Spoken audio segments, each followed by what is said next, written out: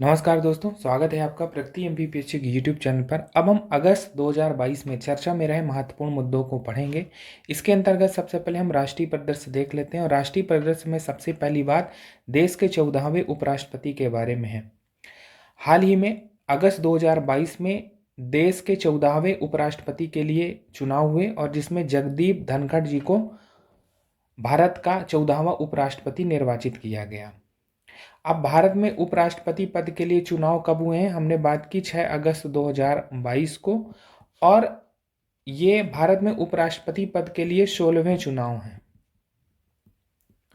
16वें चुनाव हैं भारत के उपराष्ट्रपति के लिए, और इसी चुनाव का जो परिणाम आया उसमें 14वें उपराष्ट्रपति बने जगदीप धनखड़ जी। एक बात यहाँ पर यह समझनी की है कि ये देश के 14वें उपराष्ट्रपति हैं, लेकिन उपराष्ट्रपति पद के लिए चुनाव 16वां था। तो इस अंतर का कारण क्या है? तो देश के पहले उपराष्ट्रपति डॉक्टर एस राधाकृष्णन और देश के 12वें उपराष्ट्रपति डॉक्टर हामिद अंसारी लगातार दो कार्यकालों के लिए भारत के उपराष्ट्रपति रहे हैं, और इसीलिए ये अंतर आ रहा है।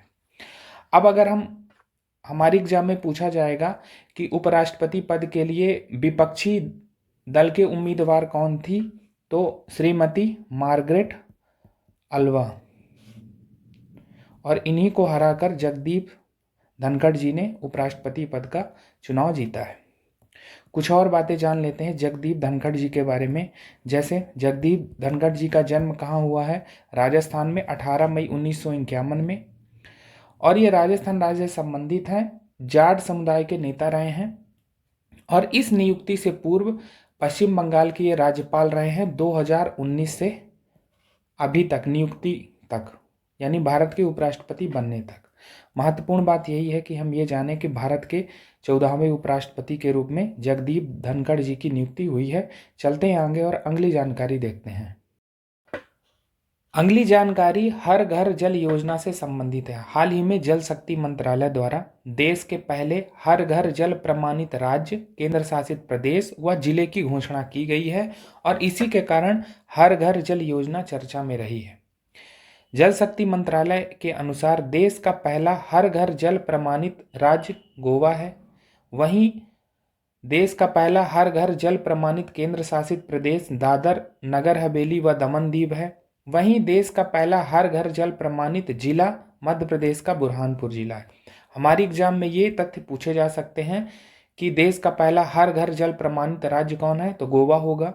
केंद्र शासित प्रदेश कौन सा है, तो दादर नगर हवेली व दमन दीव। वहीं देश का पहला हर घर जल प्रमाणित जिला कौन सा है, तो मध्य प्रदेश का बुरहानपुर जिला। एमपीपीएससी की दृष्टि से ये तथ्य बहुत ही महत्वपूर्ण है। अब हम हर घर जल योजना के बारे में जान लेते हैं, क्योंकि ये चर्चा में रहा है। तो भारत सरकार द्वारा वर्ष 2019 में जल जीवन मिशन चलाया गया था। जल जीवन मिशन, इसकी घोषणा कब हुई थी? 15 अगस्त 2019 को। अब इस योजना जो ये मिशन था जल जीवन मिशन, तो इस मिशन की पूर्ति हेतु सरकार ने 2019-20 के बजट में हर घर जल योजना प्रारंभ की। उद्देश्य था जल जीवन मिशन को पूर्ण करना, और हर घर जल योजना का उद्देश्य क्या था कि शहरों के साथ साथ ग्रामीण क्षेत्रों में स्वच्छ पेयजल उपलब्ध कराया जाए, और लक्ष्य रखा गया कि वर्ष 2024 तक 2024 तक कार्यात्मक घरेलू नल कनेक्शन के माध्यम से प्रत्येक ग्रामीण परिवार को स्वच्छ जल की आपूर्ति की जाएगी, और इसमें प्रतिदिन प्रति व्यक्ति 55 लीटर पानी की आपूर्ति की बात कही गई थी। तो ये बातें हमें ध्यान रखनी है जल जीवन मिशन के बारे में, हर घर जल योजना के बारे में। ये ध्यान रखना है कि जल जीवन मिशन के एक हिस्से के रूप में हर घर जल योजना प्रारंभ की गई है। नोडल मंत्रालय कौन सा है? जल शक्ति मंत्रालय। कब तक का लक्ष्य रखा गया है कि कार्यात्मक घरेलू नल कनेक्शन उपलब्ध कराए जाएंगे? 2024 तक। तो ये बातें ध्यान रखनी है। चलते हैं आगे और अगली बात देखते हैं। अगली बात बिहार राज्य में सत्ता परिवर्तन से संबंधित है। हाल ही में नीतीश कुमार ने बिहार के मुख्यमंत्री के रूप में 8वीं बार शपथ ली है, और इसीलिए बिहार राज्य चर्चा में रहा है। एक बात हमें ध्यान रखना है कि बिहार राज्य में विधानसभा सीटों की संख्या कितनी है? 243। ये एग्जाम में पूछा जा सकता है, तो ध्यान रखना है कि विधानसभा सीटों की संख्या कितनी है? 243। अभी हम बात कर रहे थे कि बिहार राज्य में सत्ता परिवर्तन हुआ है। नवंबर 2020 में बिहार राज्य में जनता दल यूनाइटेड व भाजपा के गठबंधन की सरकार बनी थी, जिसका नेतृत्व नीतीश कुमार कर रहे थे। लेकिन हाल ही में अगस्त 2022 में महागठबंधन की सरकार बनी है, जिसमें जनता दल यूनाइटेड, राष्ट्रीय जनता दल, आरजेडी, कांग्रेस सहित अन्य दलों ने महागठबंधन की सरकार बनाई है। नेतृत्व नीतीश कुमार का ही है, यानी मुख्यमंत्री नीतीश कुमार ही रहेंगे। वहीं तेजस्वी यादव को बिहार का उप मुख्यमंत्री बनाया गया है, जिनका संबंध राष्ट्रीय जनता दल या आरजेडी पार्टी से है। तो ये बातें ध्यान रखनी कि अगर पूछा जाएगा कि बिहार के मुख्यमंत्री के रूप में 8वीं बार शपथ किसने ली, नीतीश कुमार, ठीक है। बिहार के उप मुख्यमंत्री कौन है, ठीक है। तो ये बातें ध्यान रखनी है। चलते हैं और अगली बात देखते हैं। अगली बात विश्वविद्यालय अनुदान आयोग द्वारा घोषित किए गए 21 फर्जी विश्वविद्यालयों से संबंधित है। हाल ही में यूजीसी ने देश के विभिन्न भागों में संचालित 21 फर्जी विश्वविद्यालयों की सूची जारी की है। कब? 25 अगस्त 2022 को। विगत वर्षों में भी यूजीसी द्वारा ऐसे फर्जी विश्वविद्यालयों की सूची समय समय पर जारी की जाती रही है। अब फर्जी विश्वविद्यालय से तात्पर्य है कि ये विश्वविद्यालय विधिवत स्थापित नहीं है, जो रूल्स और रेगुलेशंस हैं उनके अनुसार ये स्थापित नहीं है। अब 21 विश्वविद्यालयों में 8 विश्वविद्यालय दिल्ली के हैं, 2 पश्चिम बंगाल के हैं, यूपी के 4 विश्वविद्यालय हैं, उड़ीसा के 2 विश्वविद्यालय हैं, कर्नाटक, केरल, महाराष्ट्र, आंध्र प्रदेश, पुदुचेरी के एक एक विश्वविद्यालय हैं। तो हमें ये ध्यान रखना है, अगर पूछा जाएगा कि हाल ही में फर्जी विश्वविद्यालयों की सूची किसके द्वारा जारी की गई है, तो ध्यान रखना है विश्वविद्यालय अनुदान आयोग के द्वारा। चलते हैं आगे और अगली बात देखते हैं। अगली बात है कि हाल ही में केंद्र सरकार द्वारा पर्सनल डेटा प्रोटेक्शन बिल 2019 को वापस ले लिया गया। कब की बात है ये? 3 अगस्त 2022 की बात है। अब दिसंबर 2019 में पर्सनल डेटा प्रोटेक्शन बिल लाया गया था, लोकसभा में इसे पेश किया गया था। अब पर्सनल डेटा प्रोटेक्शन बिल का उद्देश्य था कि लोगों के निजी डाटा के कंपनियों एवं सरकार द्वारा उपयोग का विनियमन करना, यानी लोगों का जो निजी डाटा है उसके विनियमन की बात करता है सरकार द्वारा। अब केंद्र सरकार ने इसे वापस ले लिया है। क्यों ले लिया है? क्योंकि इसका विरोध हो रहा था विपक्षी दलों द्वारा और आईटी सेक्टर द्वारा भी इसका विरोध हो रहा था। क्यों हो रहा था इसका विरोध? यह बिल नागरिकों के मौलिक अधिकारों का उल्लंघन करता है, ऐसा विपक्षी दल की मान्यता है। राष्ट्रीय सुरक्षा व अन्य कारणों का हवाला देते हुए सरकार लोगों के व्यक्तिगत डाटा तक पहुंचने का व्यापक अधिकार हासिल कर लेगी इस बिल की सहायता से, जिसका नाम है पर्सनल डेटा प्रोटेक्शन बिल। अब आगे क्या होगा? सरकार ने क्योंकि इसको वापस ले लिया है, तो अब सरकार नए सिरे से विधेयक का प्रारूप प्रस्तुत करेगी और फिर संसद में प्रस्तुत करेगी इसे। तो अगर पूछा जाएगा हाल ही में किस बिल को केंद्र सरकार ने वापस ले लिया, उसका नाम पूछा जा सकता है, ठीक है। कब ये लोकसभा में पारित हुआ था? तो पर्सनल डेटा प्रोटेक्शन बिल 2019 के बारे में ये बातें ध्यान रखनी है। चलते हैं आगे और अगली बात देखते हैं। अगली बात लंपी वायरस से संबंधित है। Lumpy virus, lumpy skin disease virus है ये। अब ये किसको प्रभावित करता है? ये दुधारू जानवरों को प्रभावित करता है, यानी दुधारू जानवरों के लिए घातक है, जैसे गाय, भैंस, बैल, बकरी इत्यादि। अब इससे प्रभावित क्षेत्र कौन कौन से रहे हैं? राजस्थान, पंजाब, हरियाणा, यूपी, हिमाचल प्रदेश के कुछ भागों में ये लंपी स्किन डिसीज वायरस देखा गया है। अब इस रोग से जो ग्रसित जानवर हैं उनकी खाल पर बड़ी बड़ी गांठें दिखने लगती हैं और इसीलिए इसको गांठदार त्वचा रोग भी कहा जाता है। यह मुख्य रूप से मच्छरों और मक्खियों के काटने से जानवरों में फैलता है और इसके लक्षण क्या हैं कि बुखार आना, आंखों और नाक से तरल पदार्थ का निकलना, मुंह से लार टपकना, शरीर पर छाले पड़ना, ये सब है। तो अगर पूछा जाएगा हमारे एग्जाम में कि लंपी वायरस से प्रभावित जीव कौन सा है, तो ध्यान रखना है कि दुधारू जानवर, ठीक है। तो ये बातें हैं। गांठदार त्वचा रोग भी इसे कहा जा रहा है। क्यों? क्योंकि बड़ी बड़ी गांठें पड़ जाती हैं, जैसा कि हमने बात की कि अगर इस रोग से कोई ग्रसित जानवर है तो उसकी खाल पर बड़ी बड़ी गांठें निकल आती हैं, एकदम घाव जैसा घाव निकल आते हैं, छाले पड़ जाते हैं, ठीक है। तो ये बातें हैं, बुखार आ जाती है, तो ये बातें ध्यान रखनी है। तो क्या एक चीज़ और यहाँ पर पूछी जा सकती है, क्या लंपी स्किन डिसीज जो वायरस है क्या नया है? तो ऐसा नहीं है। लंपी स्किन डिसीज वायरस को पहली बार 1929 में कहाँ देखा गया था? जाम्बिया में देखा गया था, एक महामारी के रूप में। तो ये नया नहीं है, पहले भी ये वायरस था। अभी ये भारत में प्रभावी हुआ है और इससे बहुत सारे पशुओं की मृत्यु हो गई और इसीलिए चर्चा में रहा। तो ये बातें ध्यान रखनी है। चलते हैं आगे। अगली बात गति शक्ति विश्वविद्यालय के बारे में है। हाल ही में क्या हुआ है कि गति शक्ति विश्वविद्यालय चर्चा में रहा? तो हाल ही में राष्ट्रीय रेल एवं परिवहन संस्थान, national rail and transportation institution, जो कि वडोदरा गुजरात में है, इसको गति शक्ति विश्वविद्यालय के नाम से एक स्वायत्त केंद्रीय विश्वविद्यालय के रूप में परिवर्तित करने वाला विधेयक लाया गया और संसद के दोनों सदनों में इसे स्वीकृति मिल गई। और विधेयक का नाम क्या है? केंद्रीय विश्वविद्यालय संशोधन विधेयक 2022। ठीक। अब ये गति शक्ति विश्वविद्यालय क्या है, क्या इसका अर्थ है? तो शिक्षा मंत्रालय के अनुसार गति शक्ति विश्वविद्यालय से आशय है कि यह रेलवे सहित संपूर्ण परिवहन क्षेत्रों के लिए एक विश्वसनीय संस्थान होगा। इसमें परिवहन के क्षेत्र में हो रहे सभी आधुनिक विकास कार्यों को बढ़ावा दिया जाएगा। साथ ही इस दिशा में निरंतर प्रशिक्षण व अनुसंधान की व्यवस्था की जाएगी। अब इसे अत्याधुनिक बनाने, विश्व स्तरीय संस्थान बनाने के लिए सरकार ने हाल ही में अमेरिका के MIT कॉलेज के साथ समझौता किया है, मैसाचुसेट्स इंस्टीट्यूट ऑफ टेक्नोलॉजी से। तो ये बातें ध्यान रखनी है अगर पूछा जाएगा गति शक्ति विश्वविद्यालय के बारे में। तो किस विश्वविद्यालय को गति शक्ति विश्वविद्यालय के रूप में परिवर्तित कर दिया गया है? राष्ट्रीय रेल एवं परिवहन संस्थान, national rail and transportation institution, जो कि वडोदरा गुजरात में है। ठीक है, इसको गति शक्ति विश्वविद्यालय के रूप में बदल दिया गया है और इसके लिए विधेयक लाया गया था, केंद्रीय विश्वविद्यालय संशोधन विधेयक 2022। ठीक है, गति शक्ति विश्वविद्यालय का क्या मतलब है? ये संपूर्ण परिवहन क्षेत्रों के लिए एक विश्वसनीय संस्थान होगा। क्या होगा यहाँ पर? जो भी आधुनिक विकास कार्य हैं परिवहन के क्षेत्र में, इनके प्रति जागरूक बनाया जाएगा, ट्रेनिंग दी जाएगी, रिसर्च की जाएगी। तो इससे संबंधित है। चलते हैं आगे और अगली बात देखते हैं। अगली बात इंडियन वर्चुअल हर्बेरियम पोर्टल से संबंधित है। हाल ही में चर्चा में क्यों रहा है? क्योंकि इंडियन वर्चुअल हर्बेरियम पोर्टल की शुरुआत की गई है। क्या ये किससे संबंधित है?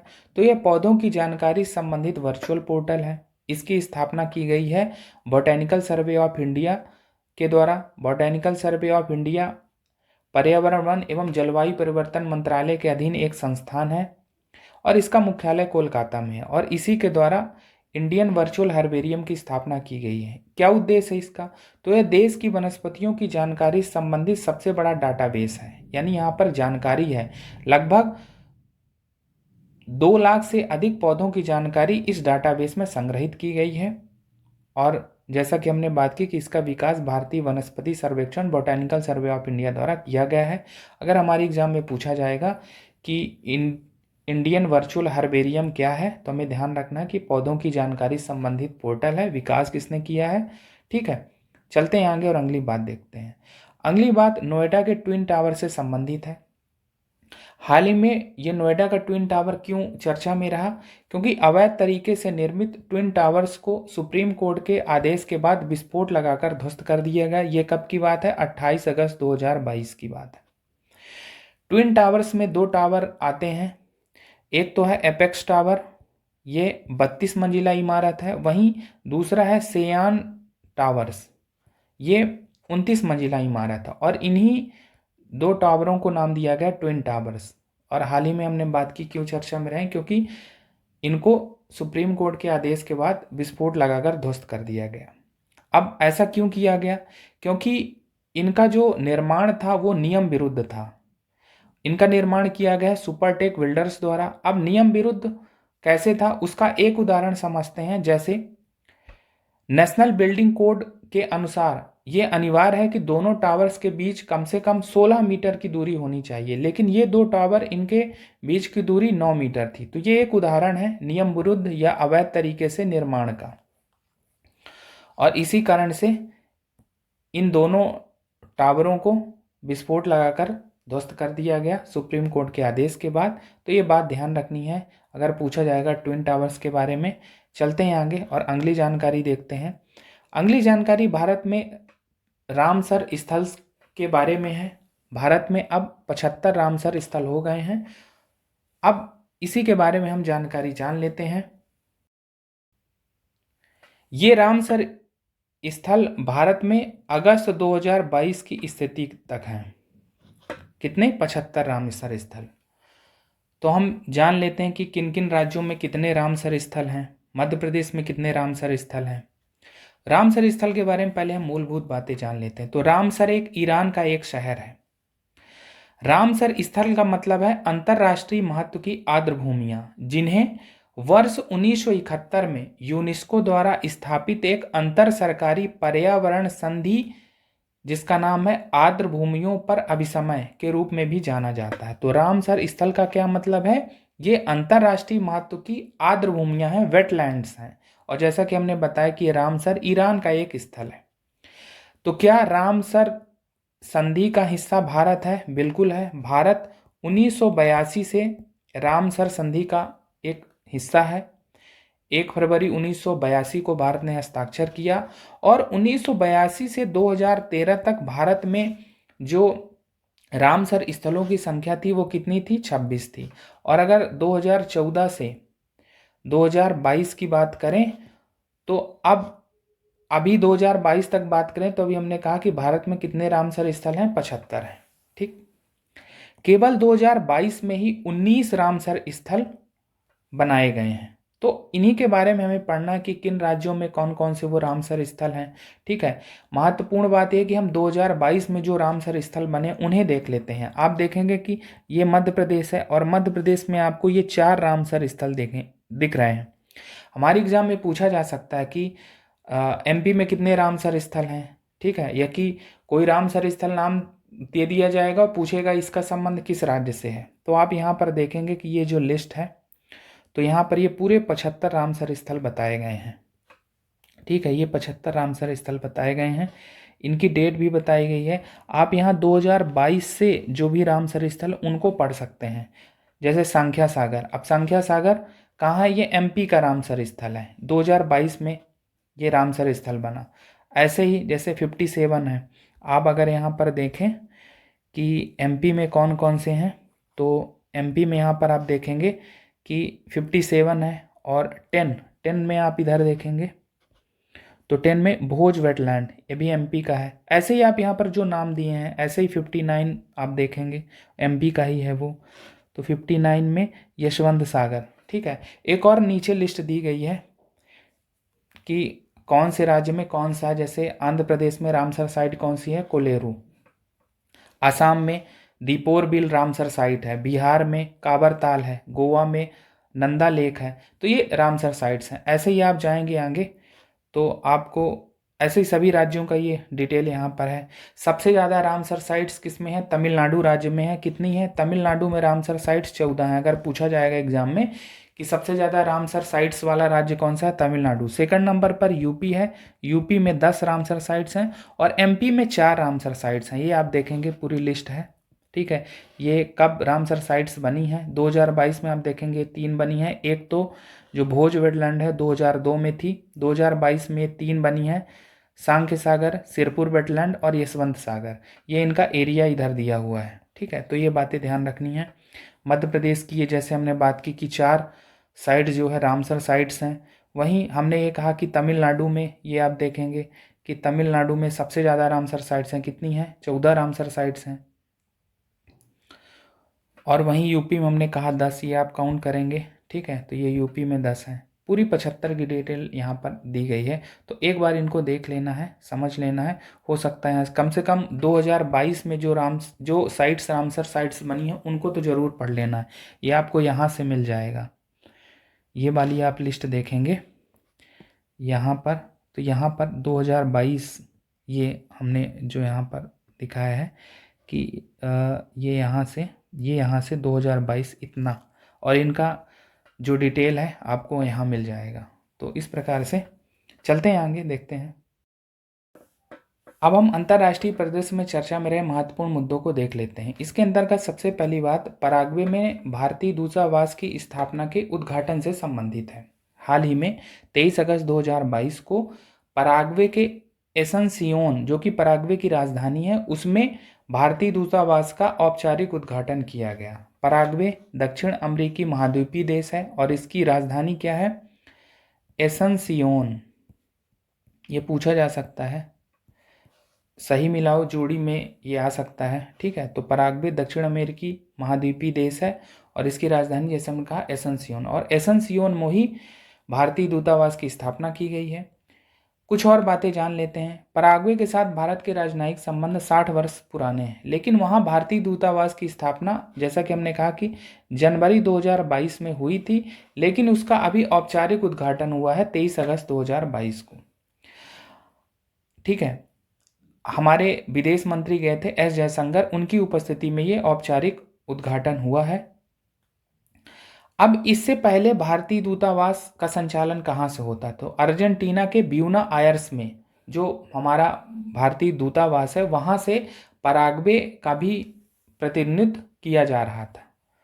तो अभी चर्चा में क्यों रहा है, क्योंकि पराग्वे में भारतीय दूतावास की स्थापना की गई है, तो ये बातें ध्यान रखनी है। चलते हैं आगे और अगली बात देखते हैं।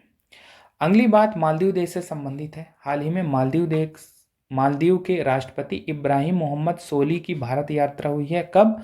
1 से 4 अगस्त 2022 को। तो ध्यान रखना है, इब्राहिम मोहम्मद सोली मालदीव के राष्ट्रपति हैं। मालदीव की राजधानी क्या है? माले है, और इनकी भारत यात्रा हुई है अगस्त 2022 में। क्या क्या बातें महत्वपूर्ण रही इनकी यात्रा से संबंधित, तो आधारिक संरचना परियोजना के लिए $10 करोड़ की नई लाइन ऑफ क्रेडिट की देने की घोषणा प्रधानमंत्री नरेंद्र मोदी द्वारा की गई। ग्रेटर माले में भारत के एक्जिम बैंक के सहयोग से बनाई जा रही 4000 आवासीय इकाइयों की प्रगति की समीक्षा दोनों देश प्रमुखों ने की। तो ये बातें महत्वपूर्ण रही मालदीव के राष्ट्रपति की भारत यात्रा से संबंधित, ये बातें ध्यान रखना है। आगे चलते हैं। अगली बात नैन्सी पेलोसी से संबंधित है। ये नैन्सी पेलोसी कौन है? नैन्सी पेलोसी अमेरिकी संसद के निचले सदन की स्पीकर हैं। अब अमेरिकी संसद का नाम क्या है? कांग्रेस है। ठीक है, और इनके निचले सदन का नाम क्या है? हाउस ऑफ रिप्रेजेंटेटिव, प्रतिनिधि सभा। तो कांग्रेस की ये हाउस ऑफ रिप्रेजेंटेटिव की क्या है? स्पीकर हैं। अब हाल ही में चर्चा में क्यों रही है? क्योंकि इन्होंने ताइवान की यात्रा की है 2 से 3 अगस्त 2022 को। ताइवान की यात्रा के कारण चीन द्वारा इनका विरोध किया गया, क्योंकि चीन ताइवान को अपना भाग मानता है, और इसीलिए नैन्सी पेलोसी चर्चा में रही हैं। ज्ञात हो कि नैन्सी की जो ताइवान की यात्रा है एशियाई देशों के दौरे का एक भाग है। ठीक है, इसीलिए इन्होंने ताइवान की यात्रा की। हाल ही में चर्चा में ये क्यों रही है? क्योंकि इनकी ताइवान यात्रा का विरोध चीन द्वारा किया गया। तो अगर पूछा जाएगा नैन्सी पेलोसी के बारे में, तो ध्यान रखना है कि अमेरिकी संसद के निचले सदन की स्पीकर हैं ये। ठीक है, अमेरिकी संसद को कांग्रेस कहते हैं और इनका निचला सदन क्या है? House of representative. चलते हैं आगे और अगली बात देखते हैं। अगली बात है ऐमान अल जवाहिरी के बारे में। हाल ही में चर्चा में क्यों रहे हैं? क्योंकि हाल ही में ऐमान अल जवाहिरी आतंकी संगठन अलकायदा का प्रमुख है ये, और हाल ही में अमेरिका द्वारा एक ड्रोन हमले में जवाहिरी को मार गिराने की पुष्टि की गई है अगस्त 2022 में, और इसीलिए ऐमान अल जवाहिरी चर्चा में रहा है। ठीक है, कुछ और बातें जानते हैं।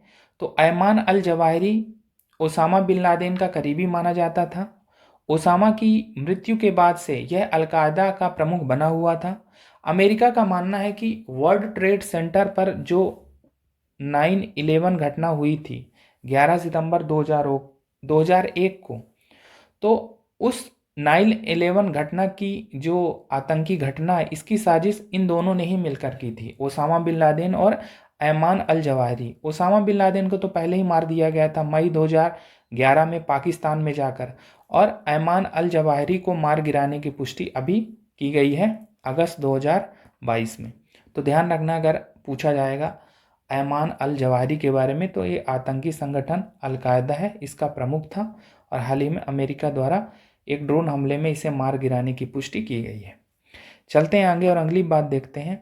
अगली बात मलेशिया के पूर्व प्रधानमंत्री नजीब रजाक के बारे में। अब हाल ही में चर्चा में क्यों रहे हैं? क्योंकि सरकारी कोष के दुरुपयोग या भ्रष्टाचार के मामलों में इन्हें 12 वर्ष की कारावास की सजा हो गई है।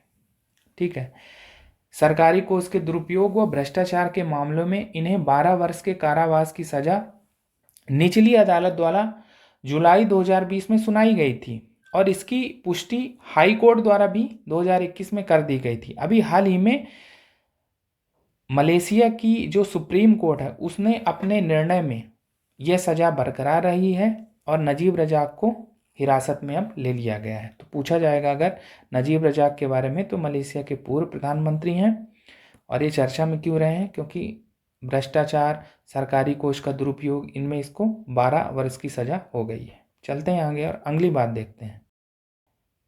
अगली बात पाकिस्तान में राष्ट्रीय आपातकाल की घोषणा से संबंधित है। पाकिस्तान में 25 अगस्त 2022 को भीषण बाढ़ की परिस्थितियों में राष्ट्रीय आपात की घोषणा की गई। पाकिस्तान के राष्ट्रीय आपदा प्रबंधन प्राधिकरण के आंकड़ों के अनुसार पाकिस्तान में भारी वर्षा के कारण आई बाढ़ से 300 से अधिक बच्चों सहित 900 से अधिक लोगों की मृत्यु अगस्त 2022 की स्थिति तक हो चुकी थी और 303 करोड़ से अधिक लोग भी अपने घर से बेघर हो गए थे। ये कब तक की बात है? अगस्त 2022। अगर पूछा जाएगा कि हाल ही में किस देश ने भीषण बाढ़ की परिस्थितियों में अपने देश में राष्ट्रीय आपातकाल घोषित किया, तो पाकिस्तान होगा उसका उत्तर। तो इस कारण से इसको रखने की कोशिश की गई, पूछा जा सकता है हमारे एग्जाम में। चलते हैं आगे और अगली बात देखते हैं। अगली बात, भारत पाकिस्तान संयुक्त राष्ट्र सैन्य पर्यवेक्षक समूह के प्रमुख के रूप में पाब्लो रियास के नियुक्ति से संबंधित है। हाल ही में गुइलेर्मो पाब्लो रियास को UNMOGIP का प्रमुख बनाया गया। UNMOGIP का तात्पर्य है United Nations military observer group in India and Pakistan, Bharat Pakistan संयुक्त राष्ट्र सैन्य पर्यवेक्षक समूह। अब इसका प्रमुख बनाया गया किसको? गुइलेर्मो पाब्लो रियास। ये अर्जेंटीना के हैं, ठीक है।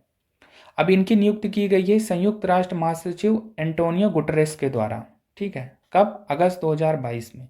अब अगर हम UNMOGIP के बारे में जानें, United Nations military observer group in India and Pakistan, Bharat Pakistan संयुक्त राष्ट्र सैन्य पर्यवेक्षक समूह, तो इसकी स्थापना की गई थी 1949 में। क्या उद्देश्य था?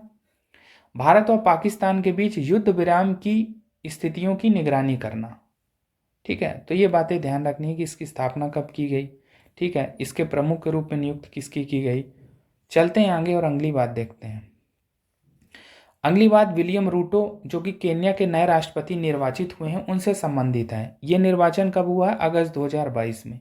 विलियम रूटो ये केन्या के नए राष्ट्रपति बने, ये ध्यान रखना है। अब इनकी पार्टी का नाम क्या है? केन्या क्वांजा पार्टी, ठीक है। तो पूछा जाएगा कि विलियम रूटो का संबंध किस देश से है, ठीक है। अब अगर हम केन्या के बारे में जाने तो केन्या क्या है? पूर्वी अफ्रीकी देश है और केन्या की राजधानी क्या है? नैरोबी। ये बात ध्यान रखनी है। चलते हैं आगे और अगली बात देखते हैं। अगली बात चीन के जासूसी जहाज से संबंधित है जिसका नाम है युआन वांग 5। अब हाल ही में चर्चा में क्यों रहा है? क्योंकि 16 अगस्त 2022 को श्रीलंका के बंदरगाह हम्बनटोटा बंदरगाह पर यह जासूसी जहाज पहुंचा, जिसका भारत ने सुरक्षा कारणों से विरोध किया। हालांकि चीन इसे रिसर्च वेसल, अनुसंधान पोत बता रहा है, ठीक है। भारत द्वारा इसका विरोध हुआ, इसी कारण से ये चर्चा में रहा है। पूछा जाएगा युआन वांग, तो चीन का जासूसी जहाज है, कहाँ उतरा ये? हम्बनटोटा पोर्ट, श्रीलंका। चलते हैं आगे और अगली बात देखते हैं। अगली बात वर्ल्ड रोबोट कॉन्फ्रेंस 2022 के बारे में, जिसका आयोजन बीजिंग चीन में किया गया। ये वर्ल्ड रोबोट कॉन्फ्रेंस WRC। अब क्या उद्देश्य था इसका? तो इसके अंतर्गत विश्व की लगभग 130 रोबोट कंपनियों ने अपने एडवांस तकनीक वाले 500 से अधिक रोबोटों का प्रदर्शन किया। तो अगर पूछा जाएगा कि हाल ही में वर्ल्ड रोबोट कॉन्फ्रेंस का आयोजन कहाँ हुआ, तो बीजिंग चीन में हुआ। अगली बात देखते हैं। अगली बात ABU रोबोकॉन 2022 के बारे में है। अब ये ABU रोबोकॉन क्या है? ये एक कॉलेज रोबोट कंपटीशन था जिसका आयोजन नई दिल्ली में 19 से 23 अगस्त 2022 को किया गया। अब पूछा जाएगा कि ABU रोबोकॉन 2022 का आयोजन स्थल क्या है, तो भारत, नई दिल्ली, अगस्त 2022। अब ABU का फुल फॉर्म क्या है? Asia Pacific broadcasting union. और ABU रोबोकॉन क्या है? एशिया पैसिफिक, हमने बताया कॉलेज रोबोट कंपटीशन, एशियन ओशेनियन भी कॉलेज रोबोट कंपटीशन भी से बोलते हैं। तो ये ध्यान रखना है कि ये रोबोट कंपटीशन है। अब इसके अंतर्गत रोबोट कंपटीशन के अंतर्गत कोई टास्क दे दिया जाता है और दिए गए समय में उसे पूरे करने का कंपटीशन कराया जाता है। तो ये बातें ध्यान रखनी है। अब ये जो रोबोकॉन है इसकी स्थापना एबीयू द्वारा की गई है, जैसा कि हमने बताया 2002 में। ठीक है, चलते हैं आगे और अगली बात देखते हैं। अगली बात 65वें राष्ट्रमंडल संसदीय सम्मेलन 2022 के बारे में है। कॉमनवेल्थ पार्लियामेंट्री कॉन्फ्रेंस, जिसका आयोजन कनाडा के हैलिफैक्स में किया गया 20 से 26 अगस्त 2022 को। एक महत्वपूर्ण बात इसमें यह है कि यह भारत की ओर से इसमें लोकसभा स्पीकर ओम बिरला ने भाग लिया। ठीक है, पूछा जाएगा कि 65वीं राष्ट्रमंडल संसदीय सम्मेलन कहाँ हुआ, तो कनाडा के हैलिफैक्स में। और इसी सम्मेलन के साथ ही 7वीं त्रिवार्षिक कॉमनवेल्थ वुमेन पार्लियामेंटेरियन भी संपन्न हुई। तो ध्यान रखना है इसके बारे में। अब हम अगस्त 2022 में विज्ञान एवं प्रौद्योगिकी के क्षेत्र में चर्चा में रहे महत्वपूर्ण मुद्दों को पढ़ेंगे। इसके अंतर्गत सबसे पहले हम इसरो के SSLV D1 मिशन के बारे में जान लेते हैं। तो इसरो का SSLV D1 मिशन फेल हो गया है और इसी कारण ये चर्चा में रहा है। हालांकि इसरो के सामान्य रूप से मिशन फेल नहीं होते हैं, लेकिन ये मिशन फेल हो गया है। नाम है SSLV D1। अब SSLV का फुल फॉर्म है स्मॉल सैटेलाइट लॉन्च व्हीकल, लघु उपग्रह प्रक्षेपण यान। ठीक है, क्या उद्देश्य है इसका? लघु या छोटे उपग्रहों को पृथ्वी की निचली कक्षा में स्थापित करना या प्रक्षेपित करना। और जैसा कि हमने बात की कि कंटेक्स्ट क्या है कि SSLV D1 की पहली विकासात्मक उड़ान, ठीक है, डेवलपमेंट फ्लाइट, और ये फेल हो गई। SSLV D1 के तहत 2 छोटे उपग्रहों को प्रक्षेपित करने की कोशिश की गई थी, लेकिन इन्हें वांछित कक्षा में नहीं स्थापित किया जा सका। 2 छोटे उपग्रह कौन कौन से थे? EOS-2, ये पृथ्वी अवलोकन उपग्रह है, अर्थ ऑब्जर्वेशनल सैटेलाइट। वहीं आज़ादी सैट जो कि स्टूडेंट सैटेलाइट है, इसको इनकी वृत्ताकार कक्षाओं में स्थापित करने की कोशिश की गई थी, लेकिन वह कोशिश नाकाम रही। तो अगर हमारी एग्जाम में पूछा जाएगा SSLV D1 मिशन के बारे में, तो ये इसरो का मिशन है। SSLV का मतलब है लघु उपग्रह प्रक्षेपण यान। क्या उद्देश्य है कि छोटे उपग्रहों को पृथ्वी की निचली कक्षा में स्थापित करना। हाल ही में चर्चा में क्यों रहा है? क्योंकि इसकी पहली विकासात्मक उड़ान विफल हो गई है। 2 छोटे उपग्रहों को इसके तहत स्थापित करने की बात कही गई है। EOS-02 ये पृथ्वी अवलोकन उपग्रह है, अर्थ ऑब्जर्वेशन सैटेलाइट। इसका वजन 135 kg था। वहीं आज़ादी सैट की बात की गई, ये स्टूडेंट सैटेलाइट है, मतलब इसका निर्माण छात्रों द्वारा किया गया है। क्या उद्देश्य था इसका? तो 75 सरकारी ग्रामीण स्कूलों की 750 छात्राओं द्वारा इसका निर्माण किया गया था, जिसके द्वारा आज़ादी के अमृत महोत्सव के तहत अंतरिक्ष में तिरंगा फहराया जाना था। इसे इस प्रकार बनाया गया था कि अंतरिक्ष में इसके सोलर पैनल खुलते ही तिरंगा दिखाई दे। तो आज़ादी सैट स्टूडेंट सैटेलाइट था। आज़ादी के अमृत महोत्सव के तहत झंडा फहराने के लिए इसको प्रक्षेपित किया गया था। ठीक है, तो ये बातें ध्यान रखनी है। चलते हैं आगे और अगली बात देखते हैं।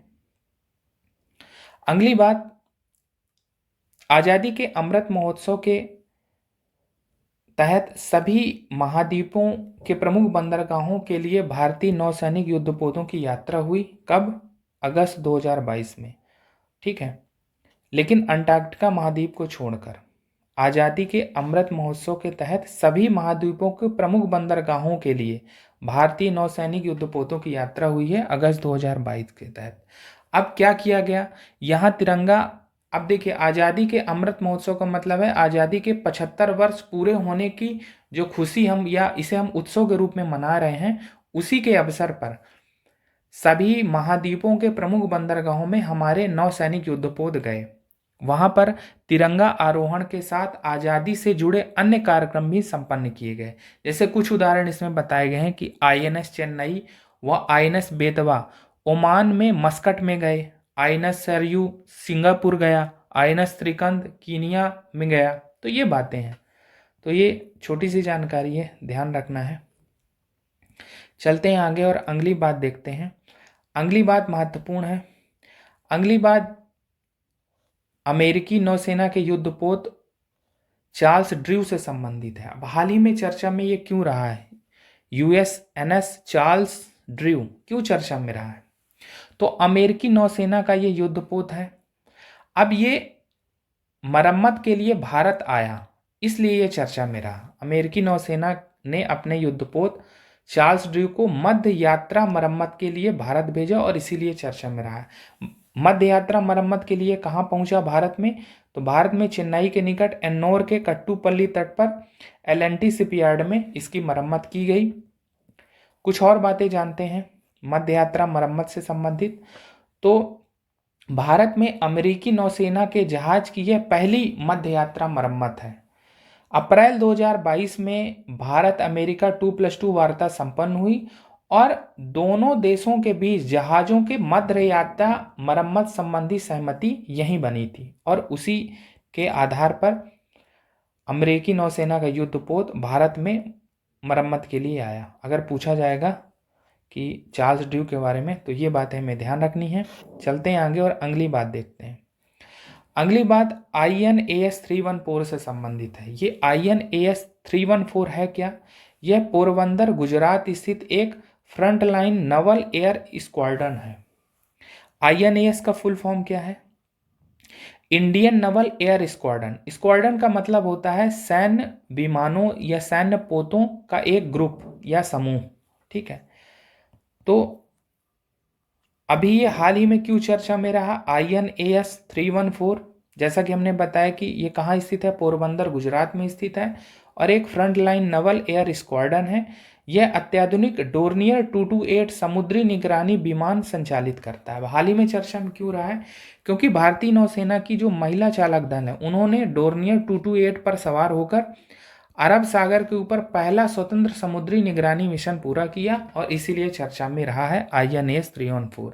तो अगर हमारे एग्जाम में पूछा जाएगा कि महिला चालक दल के द्वारा पहला स्वतंत्र निगरानी मिशन पूरा किया गया तो उसमें कौन से विमान के द्वारा निगरानी की गई? तो डोर्नियर 228 के द्वारा। कहाँ की गई? तो पोरबंदर स्थित INAS 314 में। अब 5 महिलाओं का ये जो महिला चालक दल था, 5 महिलाओं का चालक दल था जिसकी मिशन कमांडर कौन थी? लेफ्टिनेंट कमांडर आंचल शर्मा। ये बातें हैं, थोड़ी ध्यान रखनी है। चलते हैं आगे और अगली बात देखते हैं। अगली बात दनूरी से संबंधित है। अगर पूछा जाएगा कि दनूरी क्या है तो ये दक्षिण कोरिया का पहला चंद्र मिशन है या चंद्रमा मिशन है। इसका ऑफिशियल नेम क्या है? दक्षिण कोरिया का जो ये चंद्रमा मिशन है तो पाथफाइंडर लूनर ऑर्बिटर, ठीक है। अब इसका प्रक्षेपण किया गया है SpaceX के फॉल्कन रॉकेट के द्वारा। कहाँ से? फ्लोरिडा के केप केनेवरल स्पेस स्टेशन से, ठीक। तो ये बातें ध्यान रखनी है। कब किया गया? अगस्त 2022 में। अब ऐसा माना जा रहा है कि दिसंबर तक ये चंद्रमा की कक्षा में पहुंच जाएगा। दक्षिण कोरिया का एक लक्ष्य है इस चंद्र मिशन से कि चंद्रमा की सतह पर 2030 तक उपग्रह उतारना, ठीक है। महत्वपूर्ण बात यही है कि अगर दनूरी के बारे में पूछा जाएगा तो दनूरी क्या है? दक्षिण कोरिया का पहला चंद्रमा मिशन है, ठीक है। हाल ही में विगत वर्ष में जून 2022 की बात है, नूरी भी चर्चा में रहा है। नूरी NURI क्यों चर्चा में रहा है? क्या है ये? तो ये दक्षिण कोरिया का स्वदेशी रॉकेट है। अगर नूरी के बारे में पूछा जाएगा तो ये दक्षिण कोरिया का स्वदेशी रॉकेट है, ठीक है, नूरी। जून 2022 में दक्षिण कोरिया ने नूरी के जरिए एक उपग्रह की पृथ्वी से 700 किलोमीटर की ऊंचाई पर सफलतापूर्वक स्थापना की और जून 2022 में नूरी इसीलिए चर्चा में रहा है। तो नूरी के बारे में पूछा जाएगा, दनूरी के बारे में पूछा जाएगा तो ध्यान रखना कि इनका संबंध दक्षिण कोरिया से है। नूरी तो एक स्वदेशी रॉकेट है, वहीं दनूरी दक्षिण कोरिया का पहला चंद्रमा मिशन है और इसका प्रक्षेपण किया गया SpaceX के द्वारा। कहाँ से? फ्लोरिडा से। ये बातें ध्यान रखनी है। चलते हैं आगे और अगली बात देखते हैं। अगली बात पिच ब्लैक जो कि युद्धाभ्यास है उससे संबंधित है। अब पिच ब्लैक 16 देशों का द्विवार्षिक वायु सैनिक युद्धाभ्यास है, ठीक है। हाल ही में चर्चा में क्यों रहा? क्योंकि इसका आयोजन ऑस्ट्रेलिया के डार्विन शहर में हुआ, ठीक है। 16 देशों में भारत इसमें सम्मिलित था, ठीक है। भारत के अलावा जापान, अमेरिका, जर्मनी आदि देश भी थे और इसका आयोजन जैसा कि हमने कहा कि ऑस्ट्रेलिया के डार्विन शहर में हुआ अगस्त सितंबर 2022 में। तो अगर पूछा जाएगा कि पिच ब्लैक क्या है, तो ये द्विवार्षिक वायुसैनिक युद्धाभ्यास है। क्या भारत इसमें सम्मिलित हुआ? हाँ। कितने देश इसमें सम्मिलित हुए? तो 16 देश। ठीक है, चलते हैं आगे और अगली बात देखते हैं। अगली बात बिना बैक्स के बारे में है। ये भी आर्मी एक्सरसाइज है या मिलिट्री एक्सरसाइज है। किन देशों के बीच? वियतनाम और इंडिया के बीच। इसका नाम आप देखेंगे तो Vietnam India bilateral army exercise. इसका आयोजन हाल ही में हुआ है। कहाँ? हरियाणा के पंचकुला यानी भारत में इसका आयोजन हुआ है। कब? अगस्त 2022 में, 1 से 18 अगस्त 2022 में। एक बात इसमें ध्यान रखना है कि यह पहला अवसर था जब वियतनाम की पीपुल्स आर्मी ने किसी विदेशी सेना के साथ मिलकर कोई फील्ड प्रशिक्षण किया है। तो इन सब अर्थों में ये महत्वपूर्ण है।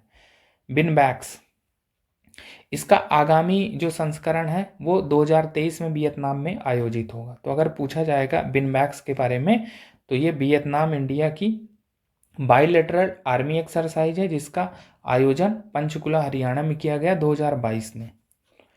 चलते हैं अगली बात देखते हैं। अगली बात अभ्यास उदार शक्ति के बारे में है। उदार शक्ति एक्सरसाइज जो कि भारत व मलेशिया के बीच पहला वायु सैनिक युद्धाभ्यास है जिसका आयोजन 16 अगस्त 2022 को मलेशिया के कुआंतान में हुआ। ठीक है, तो ये बातें ध्यान रखनी है अभ्यास उदार शक्ति के बारे में। अगली बात एक्सरसाइज अल नजाह के बारे में है।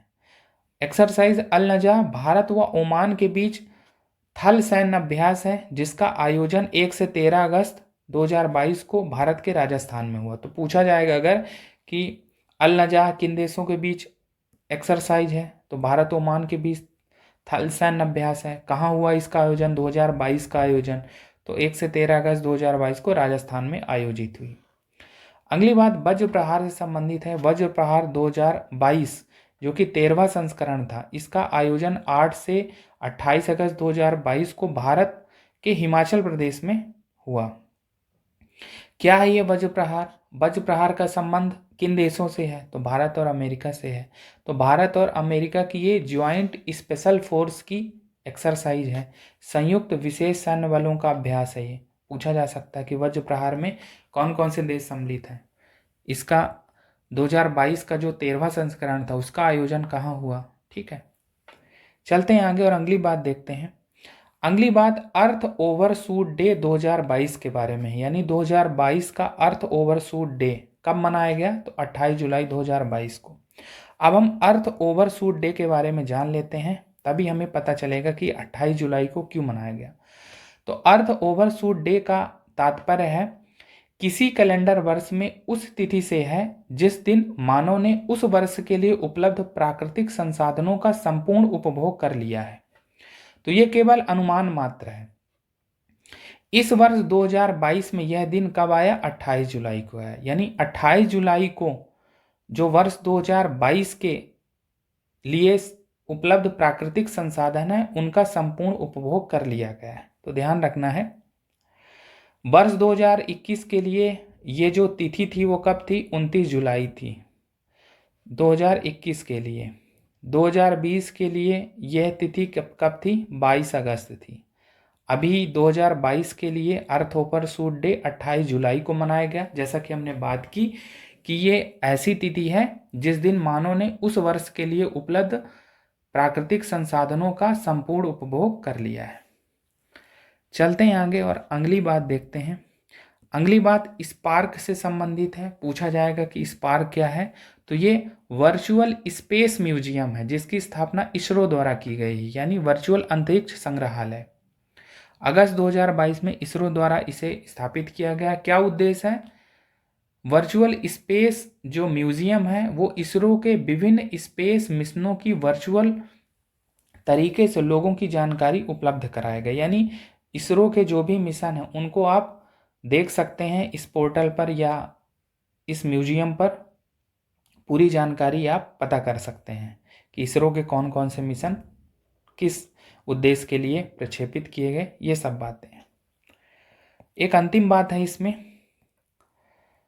इजरायली वैज्ञानिकों ने पहली बार स्टेम सेल से कृत्रिम भ्रूण विकसित करने में सफलता प्राप्त की है और इसीलिए स्टेम सेल चर्चा में आया है। अगर पूछा जाएगा कि हाल ही में किस देश के वैज्ञानिकों ने पहली बार स्टेम सेल से कृत्रिम भ्रूण विकसित करने में सफलता प्राप्त की है, तो उसका नाम होगा इजराइल।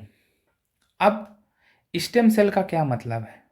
स्टेम सेल का मतलब है कि ये ऐसी मूल कोशिका होती है जो शरीर के किसी भी अंग को विकसित करने में सक्षम होती है, यानी ये एक अविभाजित कोशिका है जिसमें शरीर के किसी भी अंग की कोशिका का विकास किया जा सकता है। ठीक है।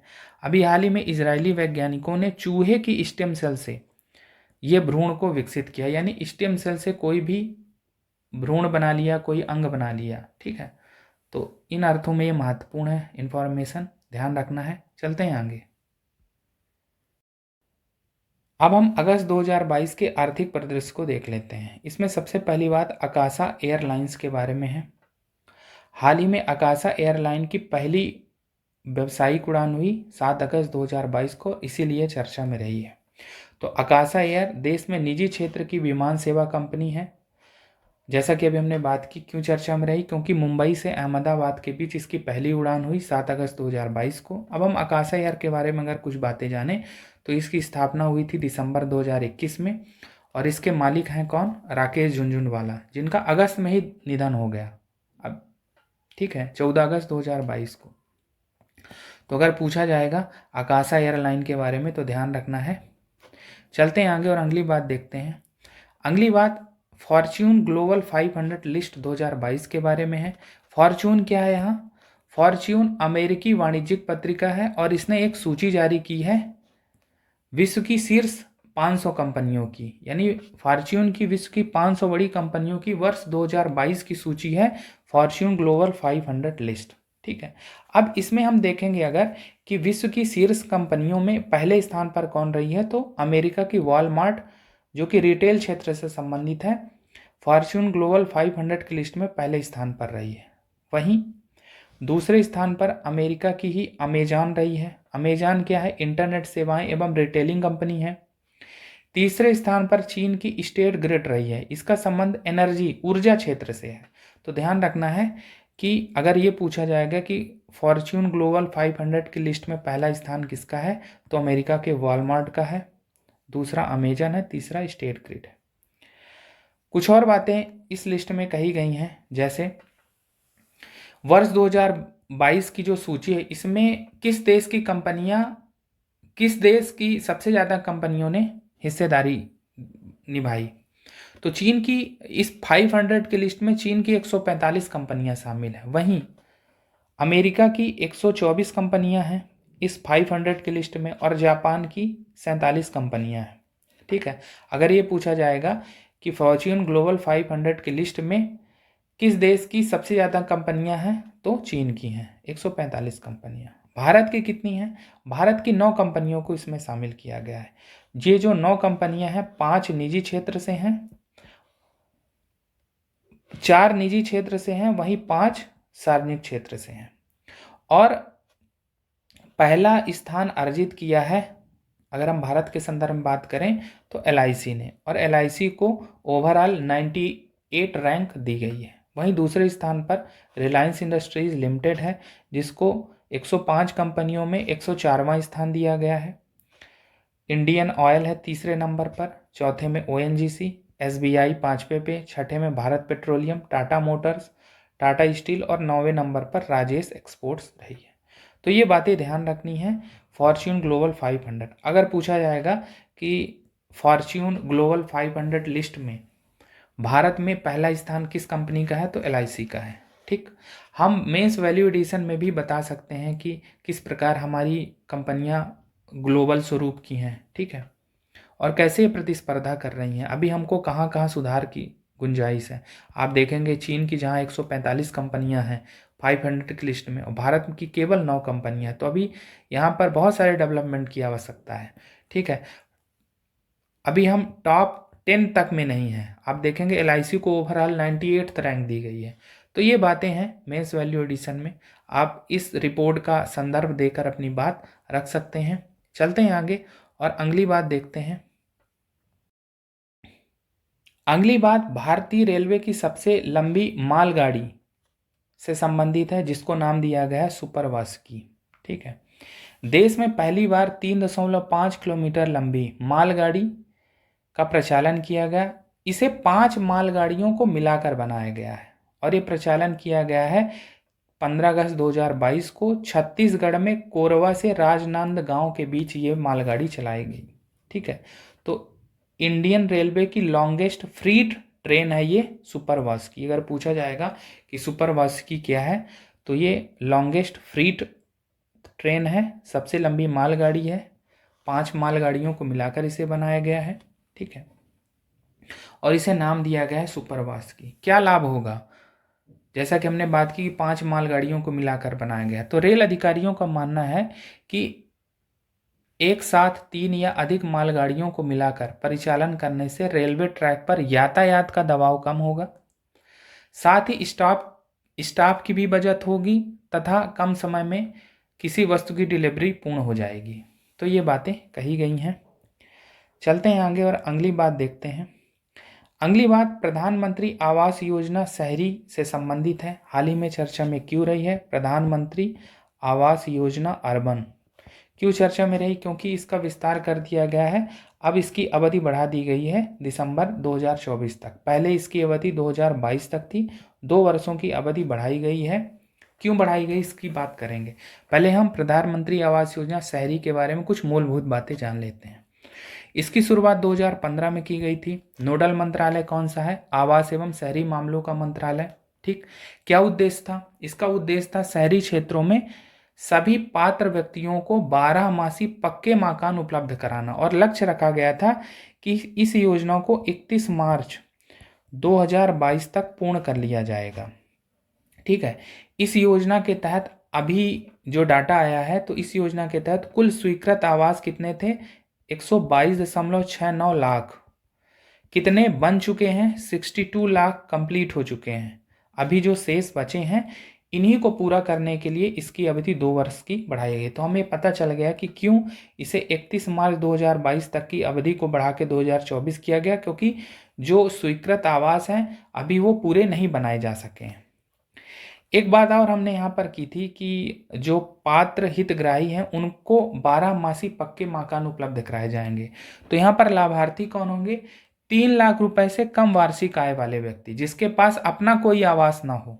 ठीक है, तो इसके अंतर्गत प्रधानमंत्री आवास योजना शहरी के अंतर्गत 2.5 लाख रुपए की सहायता दी जाती है 3 किस्तों में। 50,000 की 2 किस्तें हैं और 1.5 लाख की 1 किस्त है। पहले 50,000 रुपये दिया जाएगा, फिर 1.5 लाख, फिर 50,000 रुपये। ठीक है, इसमें केंद्र और राज्य का सहयोग कितना है? तो केंद्र सरकार इसमें 1.5 लाख रुपए देती है, सहयोग करती है, और राज्य सरकार बचा 1 लाख रुपए सहयोग करती है। अब अगर हम इसकी कुछ तुलना करें प्रधानमंत्री आवास योजना ग्रामीण से, ठीक है, प्रधानमंत्री आवास योजना ग्रामीण से अगर हम इसकी तुलना करें, ठीक है, तो इसे भी 2024 तक के लिए बढ़ा दिया गया है। कब बढ़ाया गया? दिसंबर 2021 में। ठीक है, इसका नोडल मंत्रालय क्या है? इसका नोडल मंत्रालय है ग्रामीण विकास मंत्रालय। जबकि हमने देखा था कि जो शहरी है इसका नोडल मंत्रालय क्या है? आवास एवं शहरी मामलों का मंत्रालय। चूंकि शहरी है इसलिए शहरी मंत्रालय इसमें नोडल मंत्रालय है। ये ग्रामीण क्षेत्रों से संबंधित है इसलिए नोडल मंत्रालय इसका ग्रामीण विकास मंत्रालय। और यहाँ पर राशि कितनी दी जाती है? 1.20 लाख। और यहाँ पर कितनी दी जाती है? 2.5 लाख रुपए। तो ये बातें ध्यान रखनी है। अगस्त 2022 करंट अफेयर सीरीज के अंतर्गत आज हम नियुक्तियों और निधन के कारण चर्चा में रहे महत्वपूर्ण व्यक्तित्वों के पढ़ेंगे। इसके बाद पुरस्कार और सम्मान जो अगस्त 2022 में चर्चा में रहे उनको पढ़ेंगे। सबसे पहले हम नियुक्तियों के कारण चर्चा में रहे महत्वपूर्ण व्यक्तित्वों को देख लेते हैं। इसमें सबसे पहला नाम सुरेश एन पटेल जी का है, जिन्हें हाल ही में भारत का केंद्रीय सतर्कता आयुक्त बनाया गया है। सेंट्रल विजिलेंस कमिश्नर यानी केंद्रीय सतर्कता आयोग के प्रमुख के रूप में सुरेश एन पटेल जी की नियुक्ति हुई है। इन्होंने संजय कोठारी जी की जगह ली है, जो जून 2022 में सेवानिवृत्त हो गए थे। अब सुरेश एन पटेल जी की जो नियुक्ति हुई है 3 सदस्यीय समिति की सिफारिश पर हुई है। 3 सदस्यीय समिति में पीएम उस समिति के अध्यक्ष थे, अन्य सदस्यों में केंद्रीय गृह मंत्री और लोकसभा में सबसे बड़ी विपक्षी पार्टी के नेता शामिल थे। अब अगर हम सुरेश एन पटेल जी के बारे में जानें तो अप्रैल 2020 से ये सतर्कता आयुक्त हैं। हाल ही में चर्चा में क्यों रहे हैं?